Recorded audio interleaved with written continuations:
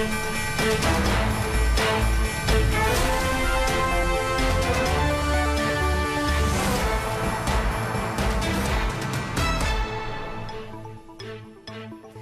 9 a.m. in Beijing and Hong Kong. Welcome to Bloomberg Markets, China Open. I'm Annabelle Droulers with Yvonne. Our top stories this morning: Asia joining a global rally in stocks and bonds as the Fed pivots towards rate cuts. Chair Jay Powell, though, still sounding a note of caution. But inflation is still too high. Ongoing progress in bringing it down is not assured, and the path forward is uncertain. Also ahead, though, fresh worries over China's economy with sluggish credit expansion in November and Friday's data dump set to show further drags from deflation and property. Plus, COP28 ends in a historic deal to transition away from fossil fuels, but also cements a role for key priorities of the oil industry. So we're talking green. You can see that across your screens here this morning. Jay Powell really bringing in that holiday cheer, and I think it was a big surprise to the market. Yeah, it's really being interpreted as a Fed pivot, because you think back just at the start of December, before the Fed went into its blackout period, Jay Powell at that point was saying absolutely he would not entertain the idea of a rate 12 days cut. ago. Yes. So you really are getting that. And also just some of the big changes that came through. For instance, the Fed saying that it was appropriate to start discussing rate cuts. For instance, you've got Powell acknowledging as well that inflation has eased. The shift in tone, they're looking to see if there's any additional tightening is needed. So a lot of different changes really came through in this. And the markets, as you said, really interpreting this as risk on. If you take a look at what we're seeing so far in Treasuries action this morning, for instance, the big move really coming through in the 10-year yield here. You can see it back below that 4%. First time that we have seen that since August. The 2-year note as well, that was the big pullback in the prior session. You're still seeing it extending those declines there in yields. So the green light really coming through for investors here. Now, when you've got those moves in Treasuries, of course, you get that dollar reaction coming through. So let's change on, take a look at what's happening in the currency space this morning. The dollar, it's stabilizing right now, but you're coming off the worst day in a month, and some of the big reaction coming through there in the Korean won. Of course, a closed currency, so it does really catch up with the open of Korea markets in the prior hour. But the biggest gain we've seen there in a month. The Aussie dollar as well, we've seen that jumping. We had that employment data, of course, adding to the picture as well. So employment gains rising more than 60,000 on the month. The estimate had been for 11,000. A very volatile data set, though, to note. But, of course, changing on, take a look what's happening in the commodity markets this morning, because Brent crude just coming online here. You can see here inching ever high in line with what came through in WTI as well. Gold back above that 2,000 an ounce. Metals as well, you're seeing those spike as they come online. Iron ore, copper as well. That's the LME contract. And stocks, if you just take a quick look what's happening here in the region so far, the big gains again coming through what we're seeing for the ASX 200, the Kospi, both of those up around 1.5%. The Nikkei, you can see they're a little bit under pressure, but a bit unsurprising as well when you put in moves with the Japanese yen back closer to that 142 level. Even Chinese futures as well, pointing to some gains here today, Yvonne. Yeah, we'll see if that credit data dampens the mood in any way, but certainly this whole everything rally seems to reignite here once again. And the Fed really giving that clearest signal yet that its aggressive hiking campaign is done and rate cuts are now on the table. Here's more from Chair Powell. I think you can say that there's little basis for thinking that the economy is in a recession now. There's always a probability that there will be a recession in the next year. Inflation has eased from its highs, and this has come without a significant increase in unemployment. We still have a ways to go. No one is declaring victory. That would be premature. But inflation is still too high. Ongoing progress in bringing it down is not assured. Participants also didn't want to take the possibility of further hikes off the table. So that's really what we were thinking. Given how far we have come, along with the uncertainties and risks that we face, the committee is proceeding carefully. Yep, and this is what the dots, what really moved the market was part of this, right? So basically no further rate hikes in their projections for the first time since March of 2021. 75 basis points of cuts penciled in for 2024. The markets, though, is taking a step further, right? So we're talking about nearly 6 cuts or 150 basis points worth now being priced in with these markets. But certainly, Annabelle, I thought the most telling thing from Powell in that press conference was the fact that they said they could actually start cutting rates even before core inflation gets back to that 2%. Yeah, that's right. I mean, of course, when you've got monetary policy as well operating with a bit of a lag, perhaps they don't want to be seen as being even further behind the curve. And they're not even talking about those lags anymore. Yeah. Yeah. Well, let's discuss with our Bloomberg MLive strategist, Mark Cranfield, and our guest of the hour, Paul Gambles, co-founder and managing partner at MBMG Group, joining us this morning. Mark, I'll kick off with you here. The market really interpreting this as a risk-on event. Are they correct in the way that they're seeing that Fed decision and the FOMC meeting after, or the presser? Yeah, Jerome Powell just said that the Fed are proceeding cautiously. That's not the case in the financial markets at all. They're just going gangbusters for a major bond rally here. And it's not surprising. I mean, investors love bond rallies because you get paid to be involved in it. It's much easier than when bond markets are in a bearish mood. So although you've seen Treasury yields push down to 4% on the 10-year, which is a 100 basis points drop already in the past few weeks, it wouldn't be surprising if the market pushes to something like 3.5%, even before the Fed starts lowering interest rates. And what's adding fuel to it is the fact that the dot plots indicate 75 basis points of rate cuts already for next year.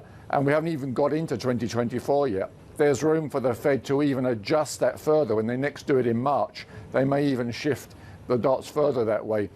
Bloomberg Economics were right on the money. Yesterday, even before the Fed meeting, they were forecasting that core inflation would start to come down quite quickly in the first few months of next year. And that's exactly what the Fed is seeing. That's what they are thinking about when they project that way. So just because they're saying that they want to be cautious, we could be getting rate cuts from the Fed before the middle of next year. They could be coming in the April-May period, something like that. And the market can see that. That's why they want to push the yields down so quickly while the dollar is tumbling. They're not going to let go until the Fed really gives them an indication that they are going to be cautious. That is not the case at the moment, and the markets are just going for glory. Paul, the market's going for glory. There's still seeming like this statement is projecting a soft landing in the U.S. economy. Is the Fed right to signal it this way? How dovish was this statement in this meeting? I'm not sure you'll ever get me to admit that the Fed were right on anything, to be honest. So that could be a difficult call. But I think what Mark said is absolutely right. In Fed speak we're hearing measured language and talk of caution, and yet markets are going as Mark said, absolutely gangbusters. But I think our thesis for 2024 is that the Fed are so far, behind the cutting curve already. They've lost sight of it, and therefore it may well not be enough. I think for us, a really soft landing just isn't a possibility. If the Fed cut really aggressively, really quickly, we could get, a moderately hard landing maybe, or it may already be too late, or it may be that, the Fed are just typically, far too slow to react. But either way, I think after the greatest bond market tantrum in history, we're likely to see a bond market rally, whichever. It may be volatile, there may be pullbacks, but we're likely to see, this current trend in bonds continue quite a long way. What's less clear is whether risk assets are going to benefit, because as I say, if the Fed are too late, if they've lost control, then actually it may not be the setup that everybody's hoping it is for equities and for other risk assets. And I think that's the real question for 2024. Is the Fed too far behind? Is it incapable of reacting quickly enough? And if so, how bad a setup is that for risk assets? Yeah, I'm interested, Paul, just talking about the outlook then. How are you playing into your allocations then? Because I know you're very focused on long duration bonds of high quality. Is there anything else that you're seeing out of that landscape for next year? Sure. So I think the easiest thing for an allocator now is if you've taken pain by building up long Treasury positions during the last 2 to 3 years, those are going to be the real winners going forwards. You should be maxing your long Treasury positions. But we've got to remember that the Fed have also tried to manipulate the yield curve.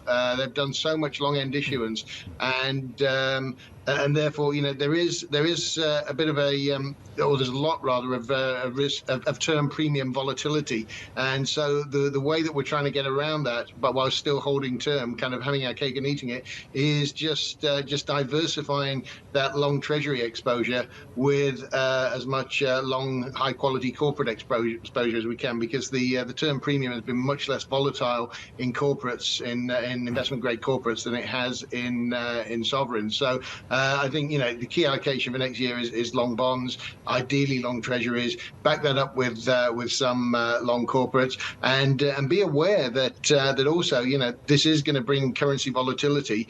You need to make sure what you're getting paid in dollars offsets any dollar depreciation. Yeah. And a great way of doing that is also to use yen as a diversifier.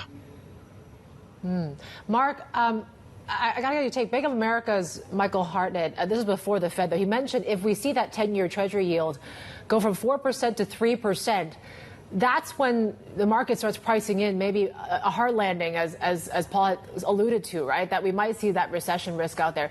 Is that going to be the trigger point for when risk assets start to underperform? At what point does these bad news actually become bad news? Yeah, but specifically for equities, rather than being across the board. I mean, there will come a point where if the bond rally goes too far, people in the equity space will start to get a bit cautious, because they'll be thinking exactly that this is a hard landing risk, and that's not going to be good for major companies if that really is the case. So yes, there does become an inflection point, but we're a long way from that. We could easily go into the first quarter of next year with markets looking very healthy, equities going up, dollar going down, yields across the board, not just in treasuries, but across major markets around the world, all heading lower. An inflection point may be reached maybe before the end of the first quarter, where people start to pull back a bit and say, okay, this is starting to look a little bit dangerous. But I think in the near term, nobody needs to be thinking too much about that. They're just going to be throwing money into the market. And from a calendar point of view, of course, it comes at perfect timing, because the beginning of the year is when so much money is put to work, and fund managers will just be throwing stuff into equities, bonds, currencies. It's going to be a great time to be involved in markets. Sounds like it's going to be a good first quarter. Paul, I got to get back to you. You've been tracking really this bond rally and comparing it to where the dollar is, and really these two, they are correlated, but the dollar really hasn't caught down with the yield movement that we've seen of late. Is the dollar about to catch down more significantly? Possibly, but I think this is why it's really convenient that it's the long end of the curve that's going to be the best place to be in terms of returns, because the potential returns that you can be looking on 25-year treasuries, particularly with something like zero strips, you could potentially be looking to double your money on those. Well, there's nowhere near that same degree of beta. You don't get that volatility in currencies. So if we end up on a sort of 2, 3, 4 year time scale, making somewhere between 50 and 100% gain on zero strip 25-year treasuries, if we have to give up 10% of that, 15% of that, say, on currency, that's kind of okay. But that's exactly that point that I was making earlier about you've got to look at where currency is heading. I think it's a really unclear picture as to when dollar will significantly start to go back to less overbought levels. These things are not going to all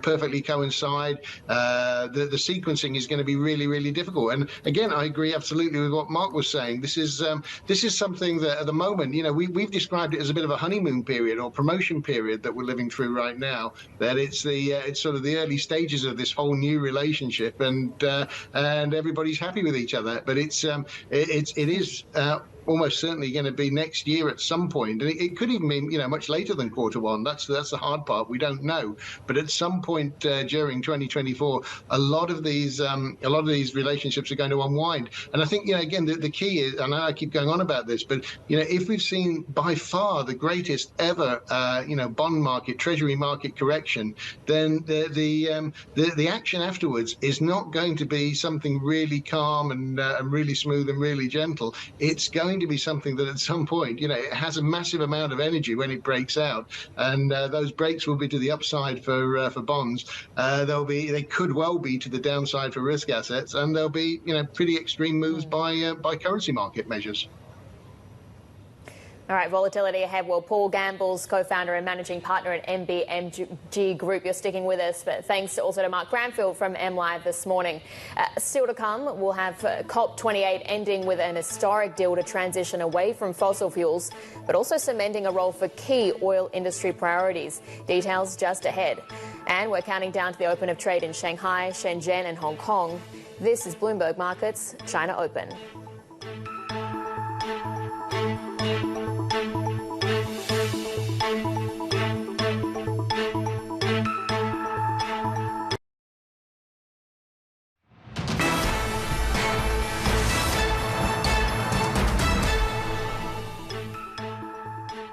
Right, your renminbi fix just crossing the Bloomberg here right now, 710.90. So that's quite a strong fix there to what the estimate was here today, really reflecting, of course, that renminbi strength that we saw in the offshore markets. Key to watch is really going to be the onshore markets when they wake up and how much of that strength we're going to see in the onshore. 713.74 now. We saw the biggest move, I believe, in 3 months or so just yesterday. Yeah, certainly also a Droulers story really coming through in the session, but there is still that story of the China economic weakness as well, because we had that credit data out overnight. Supply expanding, but still at a really low pace here. So this terminal chart taking a look at the credit data in aggregate, those bars at the bottom in blue, aggregate financing, widest measure of credit activity, expansion a little bit north of 9%, but still lower than what economists had been thinking.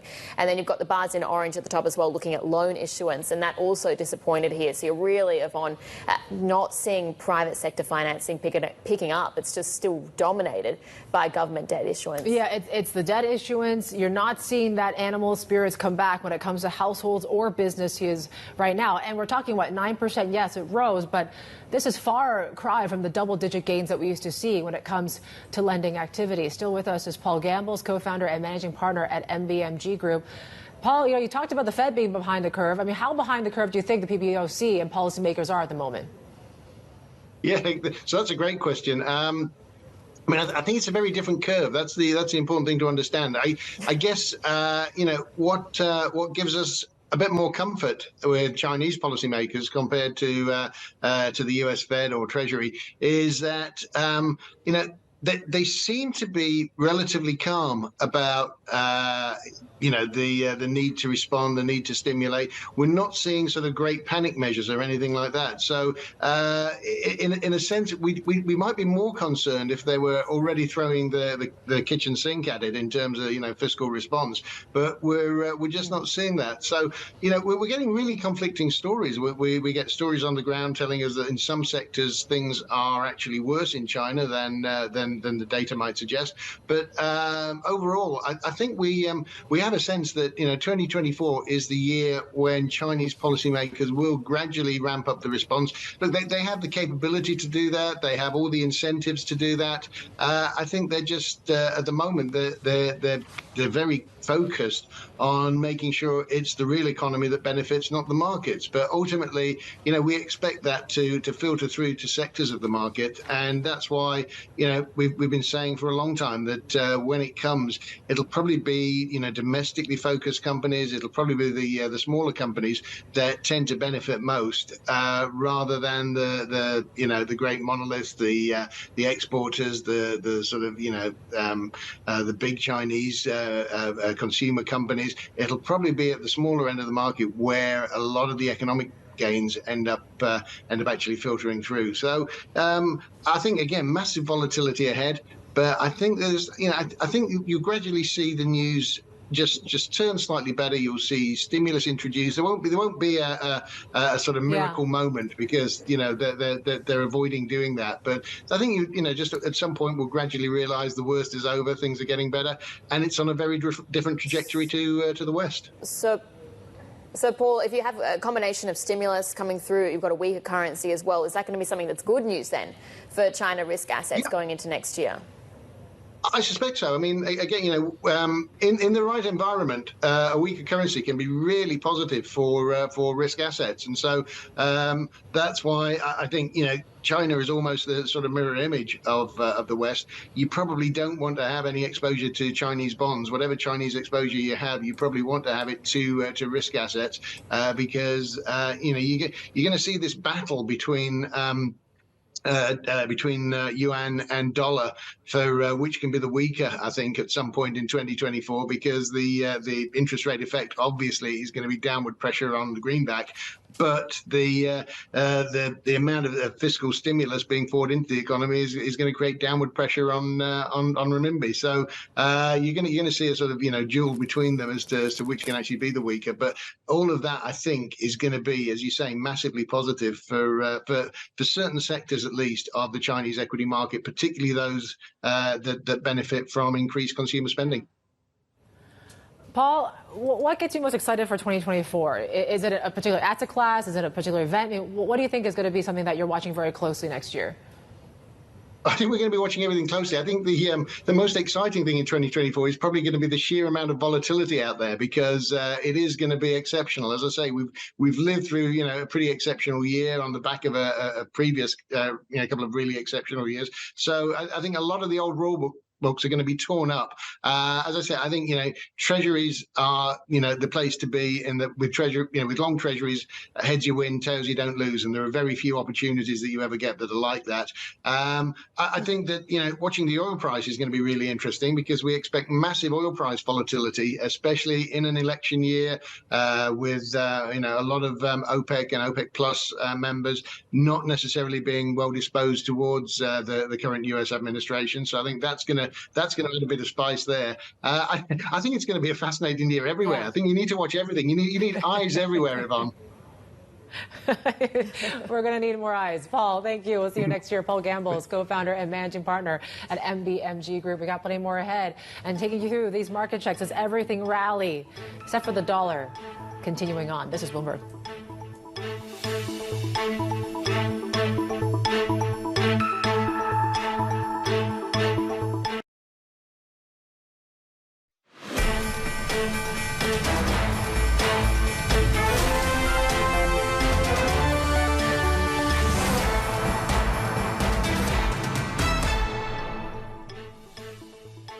You're watching Bloomberg Markets, China Open. We're counting down to the open of mainland equities today and also the start of trading here in Hong Kong. We are seeing futures pointing to some slight gains here, so perhaps it's really that Fed story that's dominating the narrative so far today, not so much focusing on those credit data that came out. A bit of disappointment there for a lot of the market. There is no other story in town, basically, because I think, everything from the dots to the statement to even the presser from Jay Powell did surprise the market in some ways, right? Just how dovish he did sound, really acknowledging the fact that maybe they have at least seen inflation ease. The projection that drops of 75 basis points of cuts next year certainly did move this market substantially here. So that's even benefiting the likes of China, where we saw the CSI 300 hit those 4-year lows just yesterday on, of course, the macro weakness picture there. So that's lifting Hong Kong up. So we have 1% up. Keep in mind, HKMA also followed through with a hold on their rate decision here today as well. But it really is the HS Tech side of things, unsurprisingly, that is really lifting this market right now. So HS Tech is up close to 2%. We're watching very closely renminbi, just given that we have seen that strength come through. We're coming off that a little bit now, but we're still talking about 714 levels. But given that dollar drop against most FX, China was maybe on the end of it, right? And really that catching that strength there. So it really was the yen, it was the won, and some of these other currencies that really saw much more gains here. But really, it's a sea of green across sector by sector here this morning. Developers are very much in focus, as we have now confirmed officially that Country Garden did in fact make that full repayment when it comes to that yuan bond. It's a tech space, as we talk about, right? So rate sensitive places there is really benefiting it. Meituan's up some 2%. Xiaomi, that was the outperformer yesterday, continuing on for another day of 2%. And we're watching the banks very closely, right? If the Fed is signaling that we are at an end of this tightening cycle, what does this mean for banks in particular? Certainly we'll see, but we're still seeing some gains here, up 1% stand chart, and we're watching liquor makers as well. So the likes of Luzhou Laozhou this week, reports of them cutting prices did have sent so these liquor stocks in a bit of turmoil. We're at least seeing some gains here today. And we're watching your risk assets, right? So U.S. futures are pointing higher by 1/3 of 1%. 2-year yields are at 5 basis points lower. So continuing on with this bond rally, we mentioned the 10-year yield is now back below that 4% for the first time since August. Japanese yen, there you go, 142.44. And you have gold continuing to catch this bid. We're back above, well above 2,000, maybe testing those record highs once again, Belle. Yeah, absolutely. really is that risk-on session so far that we're seeing, but also the focus in China today coming into the credit numbers as well, because we had the data out overnight, and we can take a look at this terminal chart here.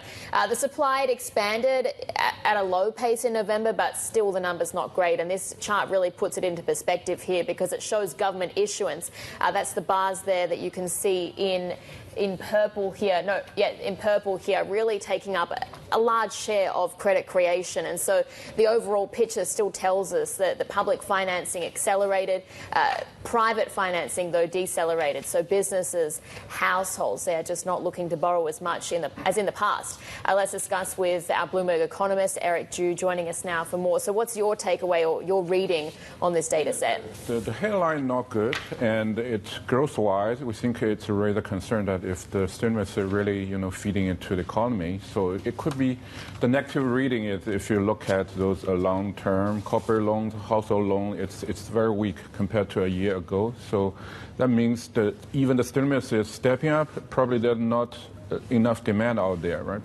Corporate, they don't want to borrow money, right? The key issue now is that they're not lack of money, but they don't have orders, they don't have demand, right? So, but wishful thinking, you can think of, right? Probably the banks, keeping some ammunition for early next year because they think this year is done, so we don't have to lend anymore, so we keep something for next year.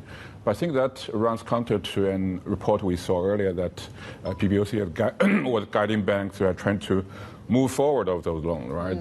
They want to prevent a sharp jump in the early next year.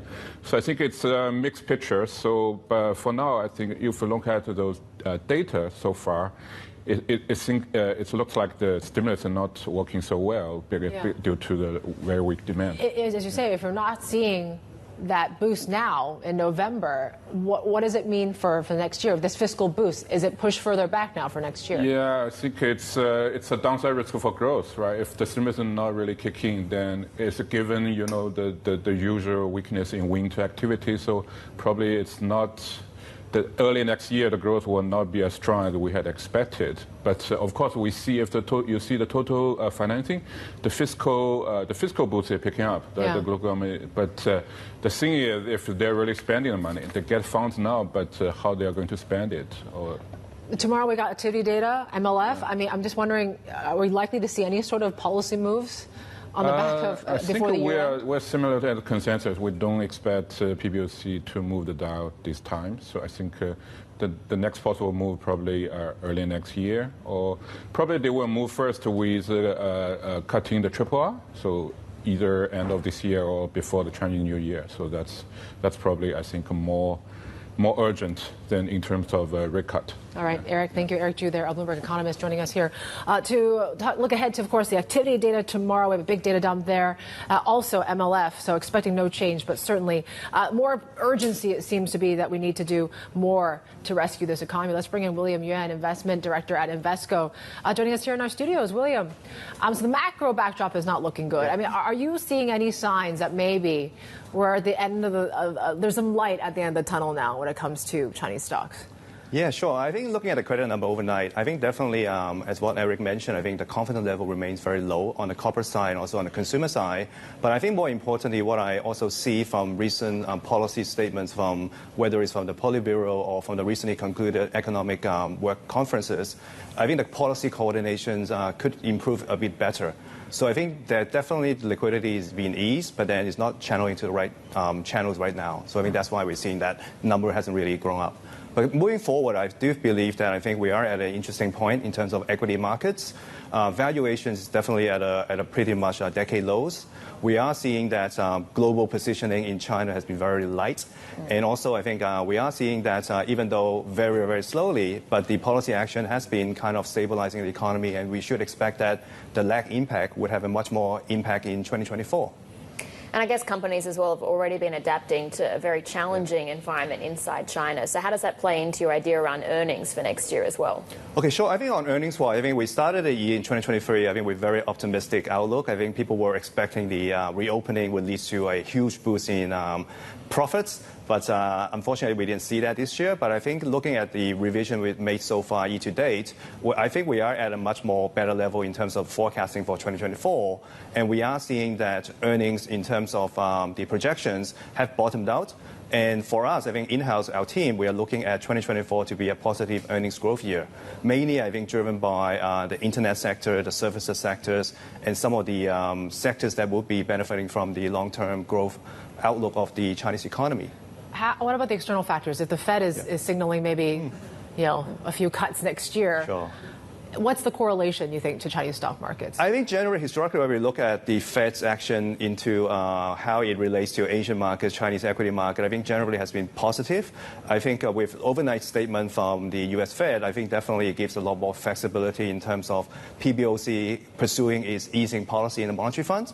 And also, I think for the rest of Asia, a lot of central banks will also have flexibility in perhaps even easing interest rates to stimulate growth.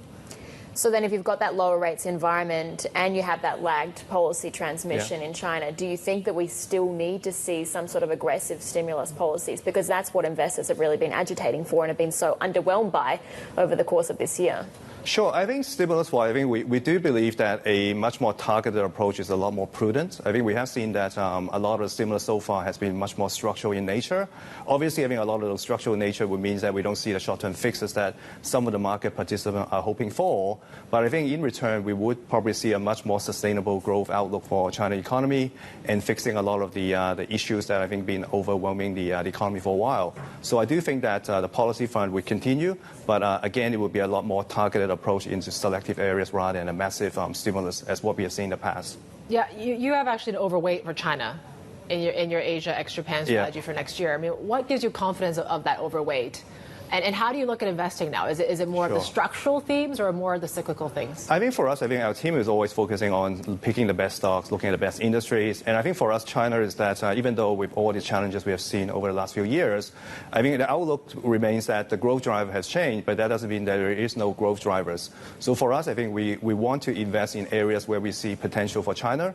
I think areas like in terms of a evolution of consumption is something that we have been looking at. Consumption definitely is different than what we have been used to in the past. A lot more deeper into the rural areas. I think the base is a lot more bigger. The spending pattern is a lot more different as well. So I think that opens up a new area. What sectors within consumption that benefit from that? I think consumption, I think definitely the services side, the tourism is something that we always looked at. I think the e-commerce retailer is something that we have always been positive about, especially I think after the last few years of business model adjustment, they have been a lot more competitive. They are a lot more in order to strive for those growth. And also I think in terms of some of the companies that are expanding or moving offshore, looking at investment opportunity overseas markets, those I think are something that would be quite unique for China as well. What are you not positive about? Which sectors? Okay, I think given the rate cycle in China, which is on an easing cycle, definitely I think it would hurt banks' earnings on the lower interest rates. And I think also there could be potentially asset quality issues. So I think that would hurt the earnings impact of the banks as well. So we have been a little bit more cautious on that front. And I think on the energy sector, we are also a bit more cautious as well. Given what it has done so far this year, a lot of them we think is driven by global oil prices, given a lot of external factors that's not so much on domestic factors. So I think it probably had its run in terms of the performances. So I think we are a little bit more lightweighted on that sector as well for 2024. All right, we'll see if we can get some performance from Chinese equities finally into next year. Well, William Yeung, thank you very much for your time this morning. That was the investment director at Invesco. We'll have plenty more ahead. This is Bloomberg.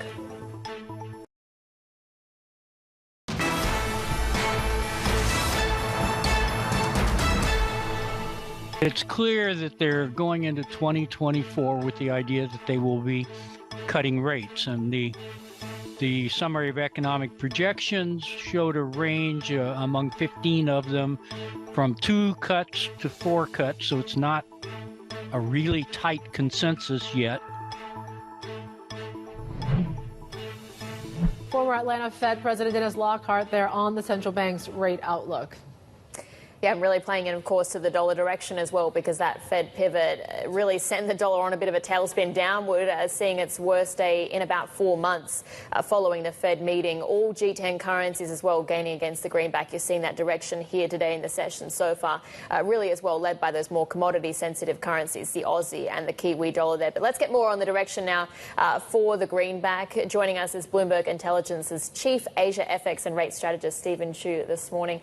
Steve, the decisive Fed pivot really coming through, is this something that really undercuts the dollar's near-term potential, at least, or prospects? For sure. I mean, like, what's interesting is, like, you can tell that the Fed is trying to push back market rate expectation basically throughout the year until yesterday. So even though if they do that again, I mean, market would just ignore it and price in further cuts anyway. But now, so finally, Powell is giving what the market wants, as you see. So the dollar basically collapsed, and that move will probably last until early next year. But the point is that now market has priced in like 150 bits of cut, and starting from the first quarter of next year, like, is the Fed going to deliver that? If not, then obviously there's going to be some stabilization or rebound in the dollar, because it's going to be very hard to basically outperform what market has priced right now.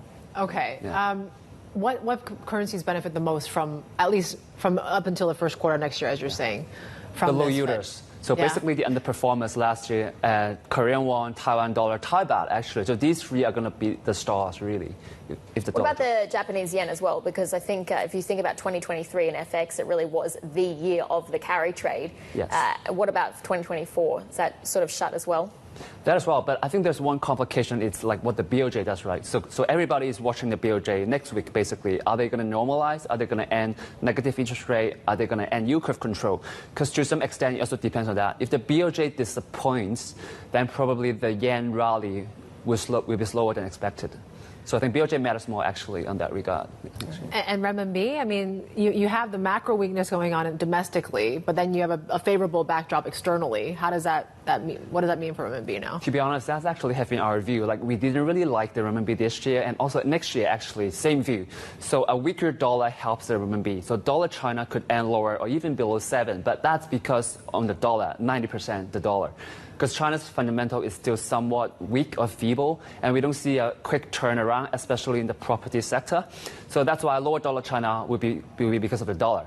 And the renminbi is very likely to underperform the rest of the EM Asian peers.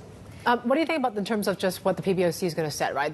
We've seen that gap between the spot rate and the fixings for much of last year, or this year, I should say. But is that likely to narrow, just given that the Fed might be ending this tightening cycle now?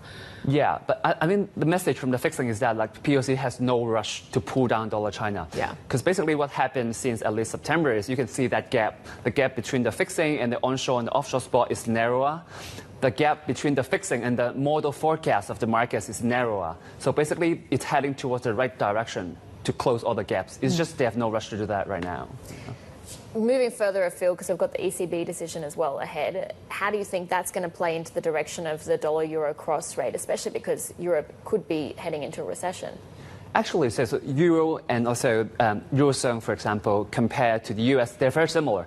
So they're seeing inflation like slowing this year, actually much faster in the Eurozone. And the economy per se is actually weaker compared to the US. So actually, when we talk about a turnaround to rate cuts, probably the ECB will have to do that first, earlier than the Fed. So that's why even though the Fed is turning dovish, then probably the ECB will have to do the same. So meaning that for euro dollar, it's not going to rally too much. Yep, they've given them a little bit more leeway, it seems, today. Stephen Chu, thank you. Our Bloomberg Intelligence Chief Asia FX and Rate Strategist. Of course, as we count down to, we're still talking about a lot of central bank meetings happening post-Fed, right? You saw the ECB, BOE, BSP, all that happening as well. And we have some other stories we're tracking for you as well today. Chinese President Xi Jinping has called on Vietnam to stop outside forces from causing problems in the Asia-Pacific. His comments are likely to be seen as a veiled reference to Washington's presence in the region.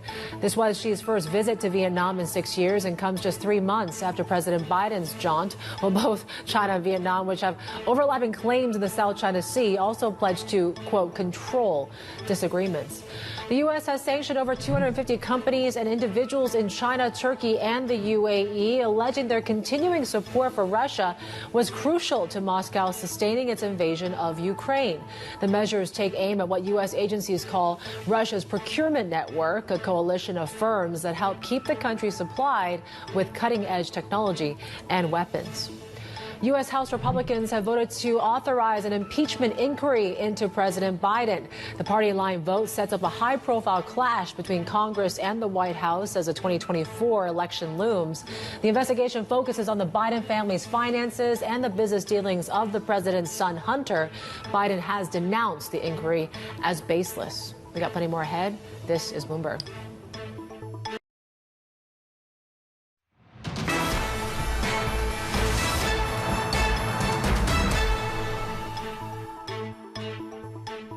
Marathon Asset Management says the Fed is making data-dependent moves and traders should assess how the central bank handled inflation in the past.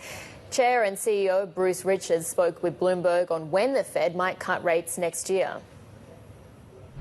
In my mind, my base case, June of next year. The why, and it could come earlier, but that would be data dependent. The why is data dependent. And data is inflation coming down to 2, or we're really going to slow moving towards a recession. And so that would be, the why. Now, the ECB, because you asked the question about the Fed versus the ECB, Bank of England, the ECB goes first because their economy is already around a recession right now. Germany, probably, yes. There's 2 or 3 countries that are in recession. And so I think the ECB goes first. So one thing people aren't thinking about is if the ECB goes first and the Fed turns out to be higher for longer, while everyone thinks the dollar is going to be weakening next year versus the euro, the dollar will rip on that. So the ECB and the Fed are going to be cutting for different reasons, Bruce, is what you're basically saying. The Fed can cut because inflation's coming down, and as a result of which it can stay restrictive, but it can still cut. The ECB's cutting because the economy is slowing and it needs to cut. In terms of the order of magnitude, therefore, how should we be thinking about it? If the Fed just kind of needs to cut a little, what does a little look like? If the ECB's got a bigger problem, what does that look like in terms of the order of magnitude?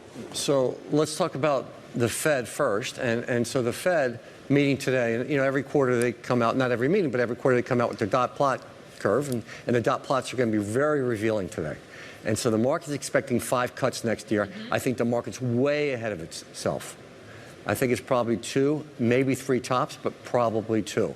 But those dots are going to be really revealing because 5.5% funds today will probably be 4 3/4 at the end of next year, and it's not what people are expecting at all. I'd also say when I was looking back at data over the last decades to when we had a normal yield curve, and when things were more normalized back in the 90s, you had the Fed increase rates rather sharply by 300 basis points beginning February of 1994, and they raised rates to 6% from 3%. And they brought it down by 75 basis points over the course of a year, only to raise it 25 basis points. So anyone that thinks they know the path of this Fed funds rate over the next 2 or 3 years should look back at the charts of 1990s and just be humbled by the fact you really don't, because you don't know where the economy is going to be. But to the point, Bruce, I think just to jump in, if the Fed is therefore cutting because of inflation, there is a greater risk that we see hikes further down the road, because inflation can be fickle. Whereas if they're cutting from a point of view of slowing growth, that's a different ballgame, and those cuts are more likely to stick. Am I hearing you right? Well, yes. What I'm saying is it's all data dependent. Inflation is coming down. It's coming down rather sharply. But what we saw for the CPI yesterday is inflation sticky around 4%, but I'm going to call it 3 to 4%. So getting to 2%, you're not getting there in the next several months. And so I don't think the Fed's moving in March like the market seems to think. And so I think it's a little later than that for the first move. But I think the Fed will win, and they'll get inflation down to 2%, no doubt in my mind. So they'll be able to normalize rates. Bruce Richards there, Marathon Asset Management Chair and CEO, speaking to Guy Johnson a little bit earlier on. Another check on the markets. It is, once again, this bond rally that continues to catch a leg here. And take a look at the 2-year yield is down from 5 basis points. So you're seeing it, that's rally continuing more on the short end. But take a look at that U.S. 10-year still below that 4% for the first time since August as well. And the dollar dropping against most Asia FX here today.